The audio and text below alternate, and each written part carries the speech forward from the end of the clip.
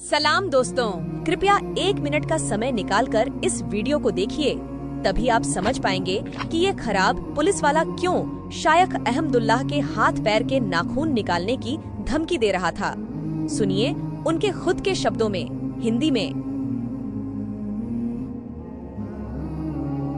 हम सबको कभी न कभी खराब अनुभव हुआ है कि जब एक समाज भ्रष्ट हो जाता है तो उसमें कोई भी अच्छा नहीं रहता।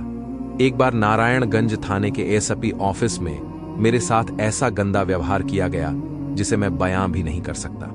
ये बहुत पुरानी बात नहीं है और ये सिद्धिरगंज थाने के ओसी थे, जिनका नाम मैं नहीं बताना चाहूंगा।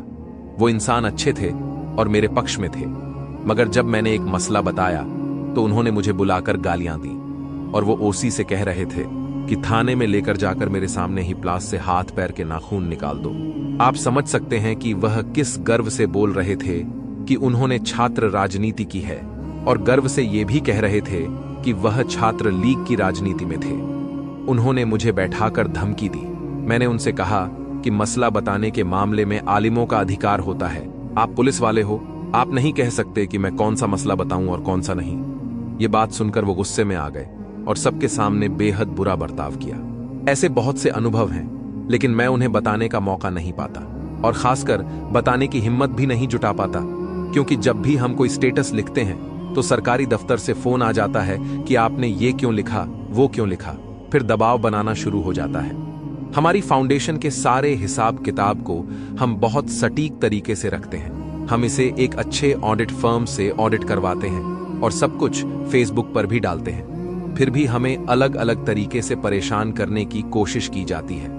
हालांकि प्रशासन में कुछ लोग परेशान करते हैं, मगर कुछ ऊपरी और निचले स्तर के अधिकारी भी मदद करते हैं। उनकी मदद के बिना हम इतने आगे नहीं आ पाते।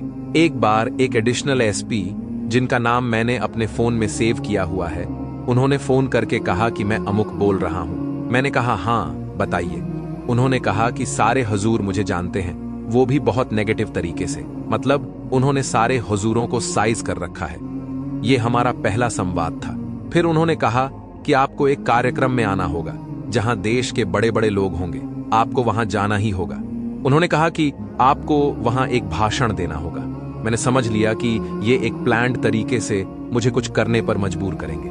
मैंने कई तरीकों से इनकार किया। उन्होंने कहा कि आप राज्य की जरूरत को नजरअंदाज कर रहे हैं। मैंने कहा कि ऑफिसर, मेरा अधिकार है, राज्य अगर चाहे तो मुझे कहीं भी भाषण देने के लिए मजबूर नहीं कर सकता। मैं एक साधारण नागरिक हूं। खैर, आखिरकार मुझे वहां जाने की जरूरत नहीं पड़ी। ऐसा माहौल बन गया है इस देश में कि हम में से कोई भी बहुत अच्छा नहीं रह सकता।